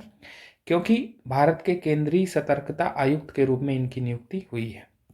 अब हम कुछ बातें जान लेते हैं केंद्रीय सतर्कता आयोग के बारे में, सेंट्रल विजिलेंस कमीशन के बारे में। तो सेंट्रल विजिलेंस कमीशन केंद्रीय सतर्कता आयोग की स्थापना 1964 में हुई थी। के संतानम समिति की सिफारिश पर। ज्ञात हो के संतानम समिति भ्रष्टाचार निवारण समिति भी कही जाती है। तो सीबीसी की स्थापना 1964 में हुई। सीबीसी एक्ट 2003 के तहत यह एक वैधानिक संस्था है जो केवल संसद के प्रति उत्तरदायी है और अपनी रिपोर्ट राष्ट्रपति को प्रस्तुत करती है। किस एक्ट के तहत? CVC central vigilance commission act 2003 के तहत यह एक वैधानिक संस्था है। ध्यान रखना कि संवैधानिक संस्था नहीं है। अब इसमें अगर हम सदस्यों की बात करें तो सीवीसी में यह 3 सदस्यीय है जिसमें एक अध्यक्ष होते हैं और अधिकतम 2 सदस्य और हो सकते हैं। इसमें ध्यान रखना है, अधिकतम होंगे, कम भी हो सकता है, यानी 3 सदस्यीय होती है। तो अभी जैसा कि हमने बात की कि सुरेश एन पटेल जी को केंद्रीय सतर्कता आयुक्त बनाया गया, यानी अध्यक्ष कौन है? सुरेश एन पटेल जी। 2 अन्य जो सदस्य होंगे उनके नाम इस प्रकार हैं, अरविंद कुमार और प्रवीण कुमार श्रीवास्तव जी। तो ये बातें ध्यान रखनी है। अब सीवीसी का मुख्य कार्य क्या है? तो सीवीसी का मुख्य कार्य है भ्रष्टाचार की शिकायतों के विरुद्ध उचित कार्रवाई की सिफारिश करना। तो ये बातें ध्यान रखनी है। सबसे महत्वपूर्ण बात यह है कि भारत के केंद्रीय सतर्कता आयुक्त कौन है? सुरेश एन पटेल। और अन्य सतर्कता आयुक्त जो 2 हैं वो कौन है? अरविंद कुमार और प्रवीण कुमार श्रीवास्तव। चलते हैं आगे और अगली बात देखते हैं। अगली बात सीएसआईआर की पहली महिला महानिदेशक से संबंधित है। हाल ही में नल्लाथम्बी कलाई सेल्वी जी को CSIR council of scientific and industrial research वैज्ञानिक एवं औद्योगिक अनुसंधान परिषद की पहली महिला महानिदेशक के रूप में नियुक्ति की गई है। सीएसआईआर के 80 वर्षों के इतिहास में ऐसा पहली बार हुआ है जब किसी महिला को सीएसआईआर का महानिदेशक चुना गया है। अब यहाँ पर इनका कार्यकाल 2 वर्षों का होगा। अब अगर हम सीएसआईआर के बारे में कुछ बातें जानें तो सीएसआईआर की स्थापना हुई है सितंबर 1942 में। इसका हेडक्वार्टर नई दिल्ली में है। सीएसआईआर भारत में सबसे बड़ा अनुसंधान और विकास को समर्पित संगठन है। ध्यान रखना कि अगर ये पूछा जाएगा कि सीएसआईआर के अध्यक्ष कौन होते हैं तो भारत के प्रधानमंत्री सीएसआईआर के अध्यक्ष होते हैं। वहीं केंद्रीय विज्ञान एवं प्रौद्योगिकी मंत्री इसके उपाध्यक्ष होते हैं। अगर पूछा जाएगा सीएसआईआर का अध्यक्ष कौन होता है तो प्रधानमंत्री। कब इसकी स्थापना हुई? 1942 में। हाल ही में चर्चा में क्यों रहा है? क्योंकि सीएसआईआर की पहली महिला महानिदेशक चुनी गई हैं नल्लाथम्बी कलाई सेल्वी जी। चलते हैं आगे और अगली बात देखते हैं। अगली बात राजीव गौबा से संबंधित है। हाल ही में राजीव गौबा जी जो कि केंद्रीय कैबिनेट सचिव भारत सरकार रहे हैं, उनके कार्यकाल में 1 वर्ष की वृद्धि की गई है। अब बढ़ा हुआ कार्यकाल अगस्त 2023 तक रहेगा, यानी राजीव गौबा जी अगस्त 2023 तक भारत के केंद्रीय कैबिनेट सचिव रहेंगे। ज्ञात हो कि जो कैबिनेट सचिव होता है भारत का शीर्ष नौकरशाही पद है। ठीक है, तो ये बातें ध्यान रखनी है राजीव गौबा जी के बारे में। चलते हैं आगे और अगली बात देखते हैं। अगले व्यक्तित्व जो चर्चा में रहे हैं के सुब्रमण्यम, कृष्णमूर्ति सुब्रमण्यम। हाल ही में चर्चा में क्यों रहे हैं? क्योंकि इन्हें आईएमएफ के निदेशक मंडल में भारत द्वारा कार्यकारी निदेशक नामित किया गया है, यानी आईएमएफ में ये भारत की तरफ से एग्जीक्यूटिव डायरेक्टर होंगे। इन्होंने सुरजीत एस भल्ला की जगह ली है जो नवंबर 2019 से इस पद पर तैनात थे। अब इनका कार्यकाल यहाँ पर 3 वर्ष का होगा और इनका कार्यकाल 1 नवंबर 2022 से प्रारंभ होगा। किस पद पर नियुक्ति हुई है? आईएमएफ के निदेशक मंडल में भारत के ये एग्जीक्यूटिव डायरेक्टर होंगे। अब के सुब्रमण्यम जी के बारे में जानते हैं। तो के सुब्रमण्यम जी भारत के पूर्व प्रधान आर्थिक सलाहकार, चीफ इकोनॉमिक एडवाइजर रहे हैं। कब से कब तक? 2018 से 2021 तक। तो ये बातें ध्यान रखनी है अगर पूछा जाएगा कि आईएफ के निदेशक मंडल में भारत द्वारा नामित कार्यकारी निदेशक कौन है, तो कृष्णमूर्ति सुब्रमण्यम जी। चलते हैं आगे और अगली बात देखते हैं। हमारे अगले व्यक्तित्व हैं समीर वेंकटपति कामत, समीर वी कामत, जिन्हें डीआरडीओ का चीफ बनाया गया है, यानी रक्षा अनुसंधान एवं विकास संगठन के चेयरमैन नियुक्त किए गए हैं समीर वेंकटपति कामत। इन्होंने जी सतीश रेड्डी की जगह ली है। तो ये बात ध्यान रखना कि पूछा जाएगा कि डीआरडीओ चीफ कौन है, तो समीर वेंकटपति कामत। अगले व्यक्तित्व हैं जी सतीश रेड्डी, जिन्हें हाल ही में रक्षा मंत्री का वैज्ञानिक सलाहकार नियुक्त किया गया है। तो ये बातें ध्यान रखनी है नियुक्तियों के कारण चर्चा में रहे महत्वपूर्ण व्यक्तित्वों के बारे में। चलते हैं आगे और निधन के कारण चर्चा में रहे महत्वपूर्ण व्यक्तित्वों को पढ़ लेते हैं। इसमें सबसे पहले व्यक्तित्व है राकेश झुनझुनवाला जी, जिनका हाल ही में 14 अगस्त 2022 को 62 वर्ष की उम्र में निधन हो गया। इन्हें शेयर मार्केट में बिग बुल के नाम से जाना जाता था। ये भारतीय उद्यमी थे। बिग बुल से ऐसा है, इसके लिए हिंदी में शब्द होता है तेजड़िया, जो शेयर मार्केट में तेजी ला देते हैं। शेयर मार्केट में किसी कंपनी के रेट बढ़ने की संभावना के साथ ये शेयरों की खरीदी करते हैं और शेयर मार्केट में तेजी आ जाती, इसीलिए इसको बुल कहा जाता है या तेजड़िया। तो अगर ये कहा जाएगा कि भारतीय शेयर मार्केट में बिग बुल के नाम से कौन लोकप्रिय थे, तो राकेश झुनझुनवाला जी। अगर अन्य बातें करें इनके बारे में, तो भारत के वॉरेन बफेट के नाम से भी ये लोकप्रिय रहे हैं। अभी हमने आर्थिक परिदृश्य में देखा था कि आकाशा एयरलाइंस के मालिक भी कौन है, राकेश झुनझुनवाला जी। आकाशा एयरलाइंस अभी चर्चा में क्यों रही है, क्योंकि इसकी पहली उड़ान 7 अगस्त 2022 से ही प्रारंभ हुई थी और 14 अगस्त को इसके मालिक राकेश झुनझुनवाला जी का निधन हो गया। तो ध्यान रखना है कि अगर पूछा जाएगा राकेश झुनझुनवाला जी के बारे में। चलते हैं आगे और अगली बात देख। हमारे अगले व्यक्तित्व है मिखाइल गोर्बाचेव। मिखाइल गोर्बाचेव तत्कालीन यूएसएसआर सोवियत संघ के अंतिम राष्ट्रपति रहे हैं। 1988 से 1991 तक सोवियत संघ के राष्ट्राध्यक्ष थे ये। हाल ही में 30 अगस्त 2022 को 91 वर्ष की आयु में इनका निधन हो गया। मिखाइल गोर्बाचेव जी के बारे में कुछ और बातें जान लेते हैं। अब मिखाइल गोर्बाचेव के कार्यकाल में ही सोवियत संघ का विघटन हुआ था। सोवियत संघ का विघटन कब हुआ है, 25 दिसंबर 1991 को। तो इन्हीं का कार्यकाल था। इस विघटन के परिणाम स्वरूप 15 स्वतंत्र राष्ट्र अस्तित्व में आए थे, जैसे रूस, Ukraine, Belarus, Kazakhstan, Uzbekistan, Kyrgyzstan. ठीक है। और 1990 में इन्हें शांति का नोबेल पुरस्कार मिला था। क्यों मिला था? 20वीं सदी में अमेरिका व तत्कालीन सोवियत संघ के बीच शीत युद्ध को समाप्त करने में इनकी महत्वपूर्ण भूमिका हुई। तो ये बातें ध्यान रखनी है। मिखाइल गोर्बाचेव जी के बारे में अगर पूछा जाएगा कि इनका संबंध किस देश से है, तो तत्कालीन सोवियत संघ से, या अभी अगर हम बात करें तो रूस से। ठीक है, चलते हैं आगे। हमारे अगले व्यक्तित्व हैं प्रोफेसर अभिजीत सेन। प्रोफेसर अभिजीत सेन जाने माने भारतीय अर्थशास्त्री रहे हैं, ग्रामीण अर्थव्यवस्था के विशेषज्ञ रहे हैं। हाल ही में 29 अगस्त 2022 को 71 वर्ष की आयु में इनका निधन हो गया। अगर हम प्रोफेसर अभिजीत सेन के बारे में कुछ और बातें जानें, तो 2004 से 2014 के बीच ये योजना आयोग के सदस्य रहे हैं। वर्ष 2007 में इन्होंने राष्ट्रीय कृषि विकास योजना 2007 में इन्होंने प्रतिपादित की।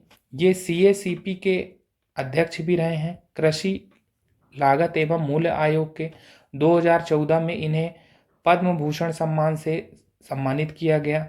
इनकी पत्नी है जयंती घोष, जो वे भी जानी मानी अर्थशास्त्री रही हैं। तो ये बातें ध्यान रखनी है अगर पूछा जाएगा प्रोफेसर अभिजीत सेन का संबंध किस क्षेत्र से है। ठीक है, किस देश से संबंधित हैं, तो ये भारतीय अर्थशास्त्री हैं। जैसे कि हमने बहुत सारी बातें इनके बारे में की। चलते हैं आगे और अगले व्यक्तित्व देखते हैं। हमारे अगले व्यक्तित्व हैं निकोलस इवांस। ये ब्रिटिश लेखक रहे हैं। 9 अगस्त 2022 को इनका निधन हो गया। इनके बारे में एक महत्वपूर्ण बात है, इनके उपन्यास से संबंधित। इनका एक सबसे प्रसिद्ध उपन्यास है, जिसमें वर्ष 1988 में एक फिल्म भी बनी, और इनका प्रसिद्ध उपन्यास है जिसका नाम है द हॉर्स विस्पेरर। तो ध्यान रखना अगर पूछा जाएगा कि द हॉर्स विस्पेरर किसका उपन्यास है? तो निकोलस इवांस जी का, और ये ब्रिटिश लेखक रहे हैं। जैसा कि हमने बात की 1988 में इसी नाम से इन पर एक फिल्म भी बनी। चलते हैं आगे और अगले व्यक्तित्व देखते हैं। अगले व्यक्तित्व हैं सावन कुमार जी। ये बॉलीवुड के प्रसिद्ध निर्माता, निर्देशक और गीतकार रहे हैं। 25 अगस्त 2022 को 86 वर्ष की आयु में इनका निधन हो गया। ध्यान रखना, अगर पूछा जाएगा सावन कुमार जी के बारे में तो इनका संबंध कला के क्षेत्र से रहा है।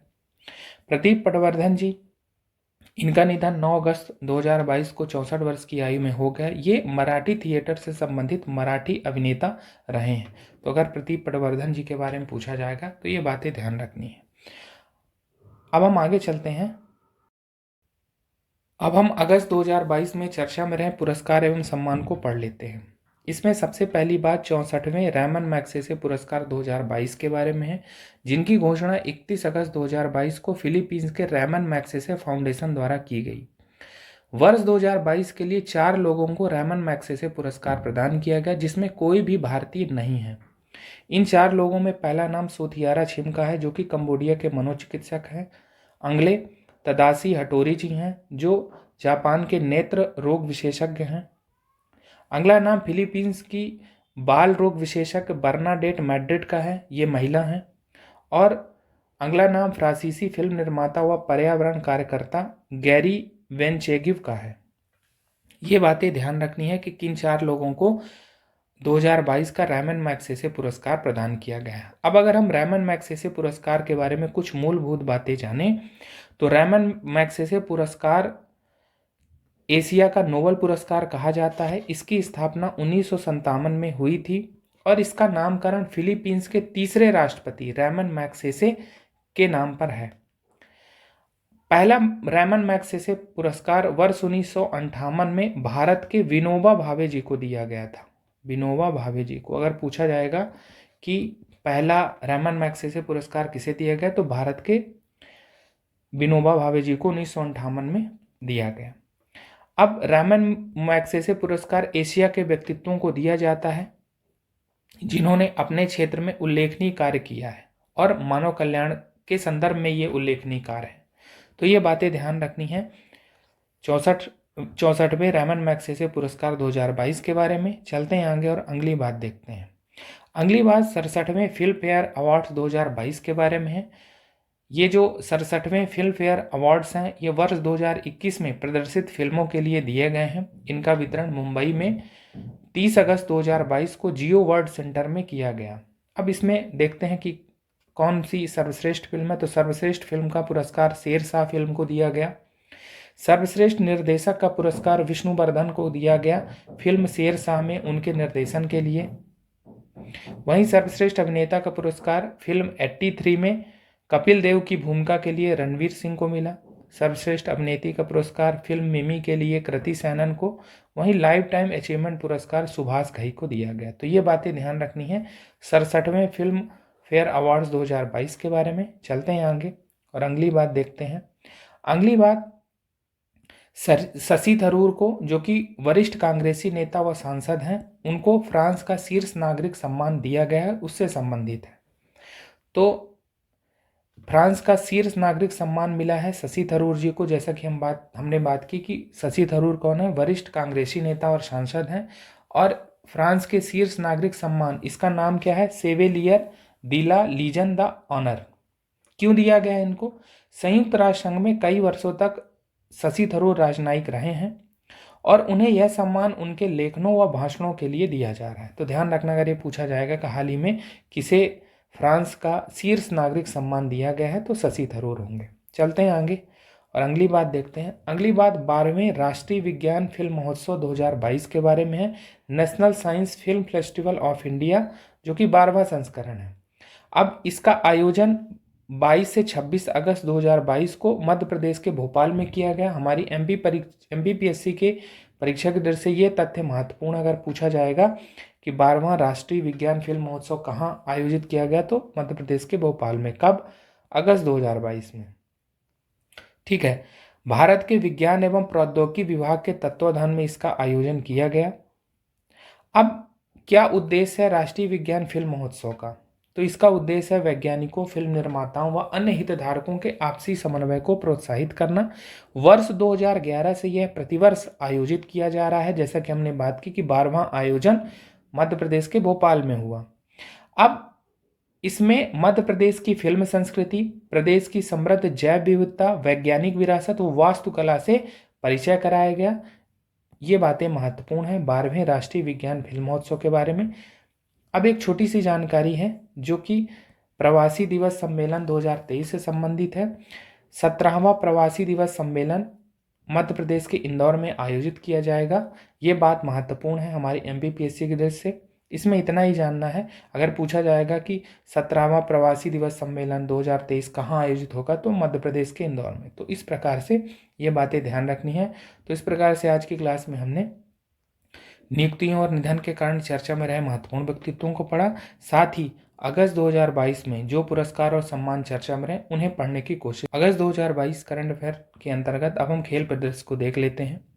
खेल प्रदर्शन में सबसे पहली बात 22वें राष्ट्रमंडल खेल कॉमनवेल्थ गेम्स 2022 के बारे में, जिनका आयोजन 28 जुलाई से 8 अगस्त के बीच बर्मिंघम इंग्लैंड में किया गया। तो पूछा जा सकता है कि 22वें राष्ट्रमंडल खेल कहाँ आयोजित हुए, तो इंग्लैंड में हुए। कहाँ? बर्मिंघम में। कब? जुलाई अगस्त 2022 में। आगे और बात जानते हैं, जैसे 22वें राष्ट्रमंडल खेलों का शुभंकर क्या था, मैस्कॉट क्या था, तो इसका मैस्कॉट था पेरी। अब पेरी क्या है? एक खिलाड़ी के रूप में बैल है ये, जिसे पेरी नाम दिया गया है। ठीक है। कुछ और बातें हैं 22वें राष्ट्रमंडल खेल से संबंधित की महिलाओं के क्रिकेट को पहली बार इसमें शामिल किया गया है। ध्यान रखने कि पुरुषों की क्रिकेट श्रृंखला को इसमें शामिल नहीं किया गया, महिलाओं के क्रिकेट को शामिल किया गया है। अब हम पदक तालिका की ओर नजर डाल लेते हैं। पदक तालिका में सबसे पहला स्थान ऑस्ट्रेलिया का रहा है। इसने 178 पदक अर्जित किए, इसमें 67 स्वर्ण, 57 रजत और 54 कांस्य हैं। वहीं दूसरे स्थान पर इंग्लैंड 176 पदक इसने अर्जित किए, जिसमें 57 स्वर्ण, 66 रजत और 53 कांस्य पदक है। वहीं तीसरे स्थान पर कनाडा रहा 92 पदकों के साथ। तो अगर पूछा जाएगा 22वें राष्ट्रमंडल खेलों में पहले स्थान पर कौन रहा, तो ऑस्ट्रेलिया रहा 178 पदकों के साथ। अब हम भारत की स्थिति भी देख लेते हैं। तो भारत ने चौथा स्थान अर्जित किया 22वें राष्ट्रमंडल खेलों में 61 पदक अर्जित करके, जिसमें 22 स्वर्ण, 16 रजत और 23 कांस्य पदक हैं। अब अगर इसकी तुलना हम पिछले 21वें राष्ट्रमंडल खेल से करें, तो 21वें राष्ट्रमंडल खेल 2018 में ऑस्ट्रेलिया के गोल्ड कोस्ट में हुए थे। वहां पर भारत ने 66 पदक अर्जित किए थे, जिसमें भारत ने तीसरी रैंक प्राप्त की थी। लेकिन इनमें से 16 पदक निशानेबाजी में आए थे। ये जो 66 पदक है, इसमें से 16 पदक केवल निशानेबाजी में आए थे, जो इस बार के राष्ट्रमंडल खेलों में शामिल नहीं है। यानी अगर ये कहा जाएगा कि 22वें राष्ट्रमंडल खेलों का हिस्सा क्या निशानेबाजी था, तो नहीं था। तो ध्यान रखना है कि 22वें राष्ट्रमंडल खेलों में निशानेबाजी को शामिल नहीं किया गया था। उसके बावजूद भारत ने 61 पदक अर्जित किए। तो पिछले राष्ट्रमंडल खेल 21वें जो कि ऑस्ट्रेलिया के गोल्ड कोस्ट में हुए थे, उसकी तुलना में भारत की बहुत अच्छी परफॉर्मेंस है। कुछ और बातें हैं भारत के संदर्भ में, जैसे भारत ने 20 खेलों की स्पर्धा में इस बार आयोजित 12 प्रतिस्पर्धाओं में भाग लिया। भारतीय दल के प्रमुख कौन थे? राजेश भंडारी जी, जो कि भारतीय मुक्केबाजी संघ के उपाध्यक्ष रहे हैं। अगर पूछा जाएगा कि भारतीय दल किसके नेतृत्व में राष्ट्रमंडल खेलों में सम्मिलित हुआ, तो राजेश भंडारी जी के। उद्घाटन समारोह जो कि 28 जुलाई को हुआ, उसमें भारतीय दल के ध्वजावाहक कौन थे? नीरज चोपड़ा, ये भाला फेंक खिलाड़ी हैं। फिर समापन समारोह जब 8 अगस्त को हुआ, तो उसमें भारतीय दल के ध्वजवाहक कौन रहे हैं? अचंत शरत कमल, जो कि इस बार के राष्ट्रमंडल खेलों में उन्होंने टेबल टेनिस में स्वर्ण पदक जीता है। वहीं निकाहत जरीन भी थी साथ में, जिन्होंने मुक्केबाजी में स्वर्ण पदक जीता। तो ध्यान रखना है, इनके नाम विगत वर्षों में एमपीपीएससी में यहाँ से प्रश्न पूछे गए हैं कि उद्घाटन समारोह में ध्वजवाहक कौन रहे हैं, समापन समारोह में भारतीय दल के ध्वजवाहक कौन रहे हैं। तो ये बातें ध्यान रखनी है। कुछ और बातें हैं, जैसे कि हमने बात की कि भारत ने 22 स्वर्ण पदक जीते हैं। 22 स्वर्ण पदक जो आए हैं, कुश्ती में 6 आए हैं, टेबल टेनिस में 3 पदक आए हैं, भारोत्तोलन में 3 आए हैं, मुक्केबाजी में 3 आए हैं, बैडमिंटन में 3। तो इस प्रकार से रहे। कुछ और बातें हैं, जैसे महिला हॉकी में कांस्य पदक भारत ने जीता, पुरुष हॉकी में रजत पदक भारत ने जीता। महिला हॉकी का जो स्वर्ण पदक है वो इंग्लैंड ने जीता है। हमने बात की पुरुष हॉकी का रजत पदक भारत ने जीता, तो इसका स्वर्ण पदक ऑस्ट्रेलिया ने जीता। वहीं महिला क्रिकेट जो पहली बार राष्ट्रमंडल खेलों का हिस्सा बने हैं, उसमें भारत ने रजत पदक अर्जित किया, इसमें स्वर्ण पदक विजेता ऑस्ट्रेलिया है। ठीक है, कुछ और बातें जान लेते हैं जो 22वें राष्ट्रमंडल खेलों से संबंधित हैं। जैसे कुछ व्यक्तित्व चर्चा में रहे हैं, जैसे नीरज चोपड़ा, ये भाला फेंक खिलाड़ी हैं। और एक हमने नाम लिया अचंत शरत कमल का, ये टेबल टेनिस खिलाड़ी है और इन्होंने स्वर्ण पदक जीता है एकल स्पर्धा में भी और मिश्रित युगल स्पर्धा में भी। निकहत जरीन, इन्होंने मुक्केबाजी में स्वर्ण पदक जीता है। कुछ और नाम है, जैसे एक नाम है साथियान गणेश करण का। पूछा जाएगा कि ये किस खेल से संबंधित है, ये भी टेबल टेनिस से संबंधित है। ठीक, तो शरत कमल, हरमीत, साथियान, गणेश करण और सानिल की टीम ने भी स्वर्ण पदक जीता है। तो पूछा जाएगा साथियान गणेश करण के बारे में, तो टेबल टेनिस खिलाड़ी। कुछ और नाम, जैसे लक्ष्य सेन, इन्होंने बैडमिंटन में स्वर्ण पदक जीता है। तो लक्ष्य सेन किस खेल से संबंधित है, बैडमिंटन से संबंधित है। एकल स्पर्धा में इन्होंने स्वर्ण पदक जीता है। पीवी सिंधु ने भी एकल स्पर्धा में स्वर्ण पदक जीता है। तो ये बातें ध्यान रखनी है। कुछ बातें हम राष्ट्रमंडल के बारे में जान लेते हैं कि राष्ट्रमंडल से क्या आशय है। तो राष्ट्रमंडल का आशय, ये ऐसे देश हैं जो पूर्व में ब्रिटेन के उपनिवेश रह चुके हैं। ठीक है, तो राष्ट्रमंडल क्या है, ये ऐसे देश हैं जो पूर्व में ब्रिटेन के उपनिवेश रह चुके हैं। यहाँ 54 देश अभी हैं। ध्यान रखना है कि चीन, अमेरिका राष्ट्रमंडल देशों का हिस्सा नहीं है। भारत, पाकिस्तान, बांग्लादेश, श्रीलंका ये सब हैं। अब राष्ट्रमंडल खेलों की स्थापना कब हुई है, 1930 में हुई है। ओलंपिक खेलों के बाद दूसरा सबसे बड़ा खेल उत्सव राष्ट्रमंडल खेलों को कहा जाता है। और भारत ने पहले राष्ट्रमंडल खेलों में भाग नहीं लिया था, ये बात ध्यान रखनी है। तो भारत ने जब 1934 का दूसरा राष्ट्रमंडल खेल हुआ लंदन में, तब पहली बार भाग लिया था। तो ये बात ध्यान रखना है कि राष्ट्रमंडल खेल की स्थापना 1930 में हुई, भारत ने 1934 में पहली बार इसमें भाग लिया। तो ये पूरी बातें थी राष्ट्रमंडल खेल 2022 के बारे में। ये महत्वपूर्ण, हमारे एग्जाम में यहाँ से प्रश्न आते रहे हैं विगत वर्षों में भी, इस बार भी संभावना है, इसीलिए हमने इतना डिटेल से इसका डिस्कशन किया। चलते हैं आगे और अगली बात देखते हैं। अगली बात जिम्बाब्वे भारत पुरुष क्रिकेट सीरीज 2022 के बारे में है, जो अगस्त 2022 में संपन्न हुई। यानी भारतीय क्रिकेट टीम का, पुरुष क्रिकेट टीम का ये जिम्बाब्वे दौरा था अगस्त 2022 में। यहाँ पर भारतीय क्रिकेट टीम के कप्तान केएल राहुल थे और भारत ने 3 एक दिवसीय मैचों की श्रृंखला को 3-0 से जीता। ये बात ध्यान रखनी अगर पूछा जाएगा जिम्बाब्वे भारत पुरुष क्रिकेट सीरीज के बारे में। अगली बात विश्व बैडमिंटन चैंपियनशिप 2022 के बारे में है, जिसका आयोजन 22 से 28 अगस्त 2022 को जापान के टोक्यो में कराया गया। अब आयोजन स्थल को लेकर पहले भी प्रश्न पूछे गए, तो इसमें क्या पूछा जाएगा कि विश्व बैडमिंटन चैंपियनशिप 2022 का आयोजन स्थल क्या है, तो टोक्यो जापान।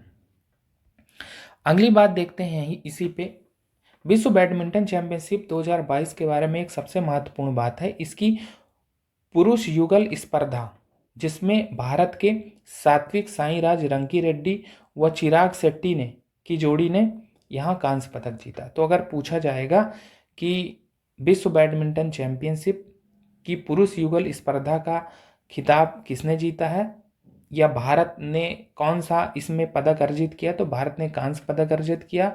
इस जोड़ी के बारे में पूछा जा सकता है, इनसे संबंधित खेलों के बारे में पूछा जा सकता है।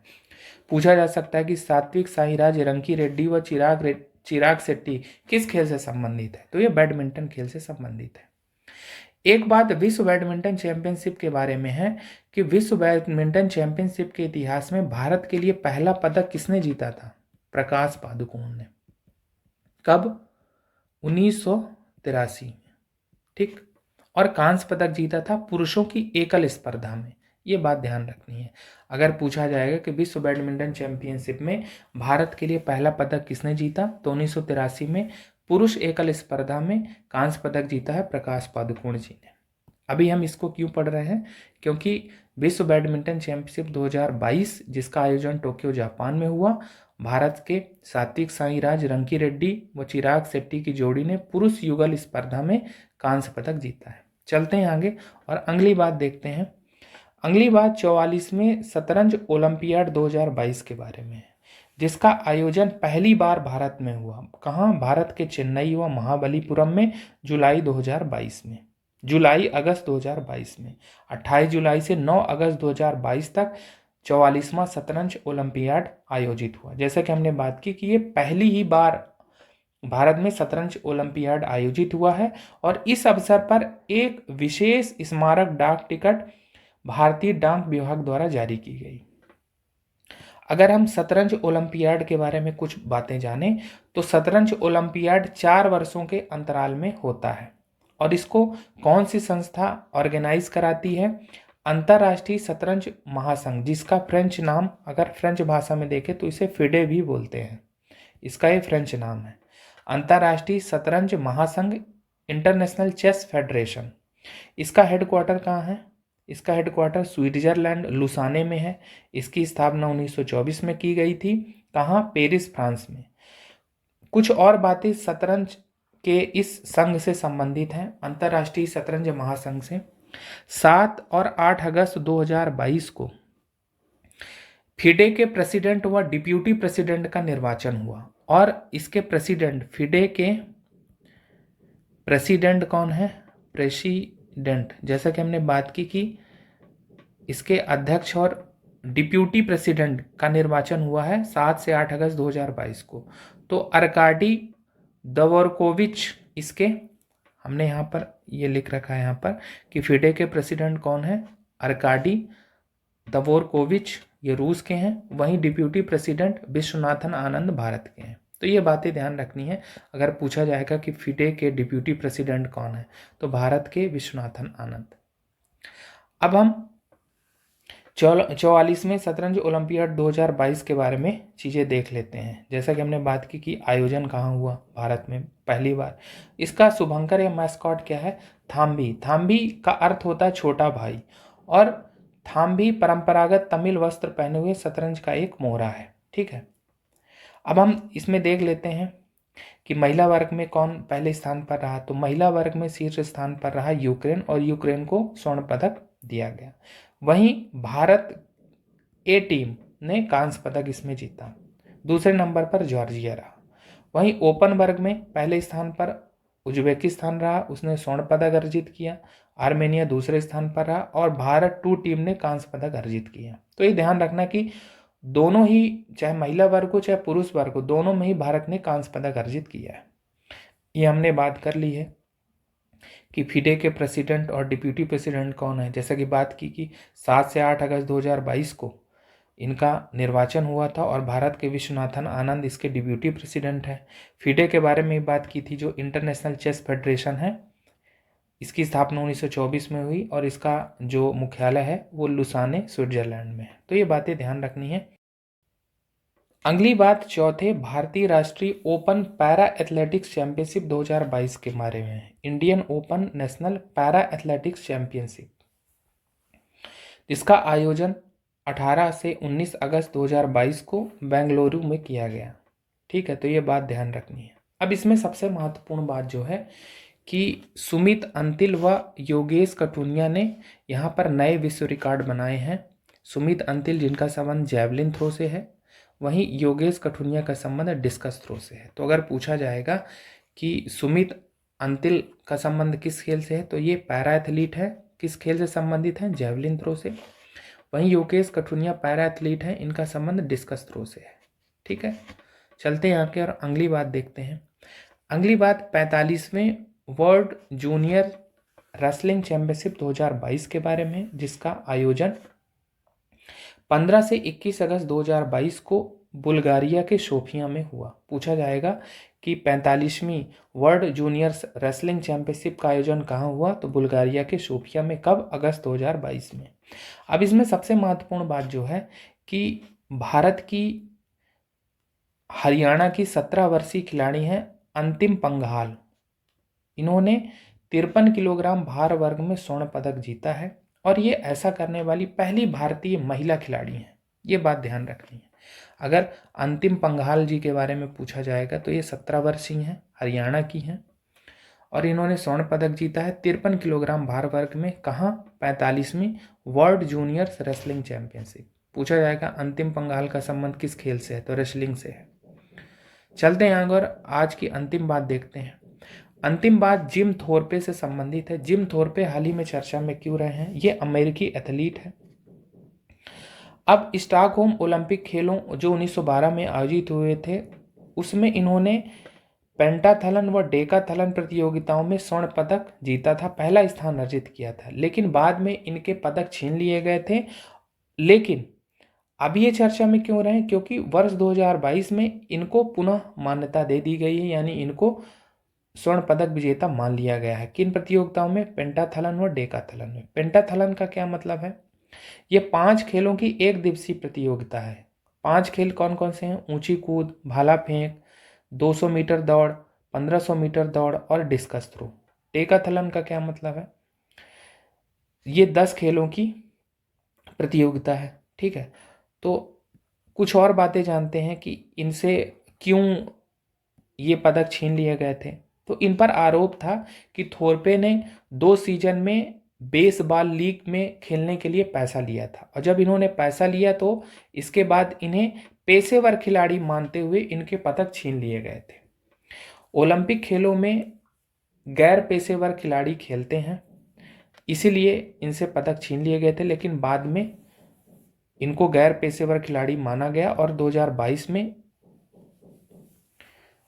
इन्हें मान्यता दी गई जो इन्होंने स्टॉकहोम ओलंपिक खेल 1912 में पदक जीते थे। तो अगर पूछा जाएगा जिम थोरपे जी के बारे में तो ध्यान रखना है कि ये अमेरिकी एथलीट रहे हैं। ठीक है, स्टॉकहोम ओलंपिक खेलों में पेंटाथलन व डेकाथलन प्रतियोगिताओं में इन्होंने स्वर्ण पदक जीता था और 2022 में इसको मान्यता मिल गई है। ठीक है, तो इस प्रकार से आज के क्लास में हमने खेल प्रदर्शन में जो भी महत्वपूर्ण बातें थे उनको पढ़ने की कोशिश की। तो आज क्लास फिलहाल इतना ही। धन्यवाद।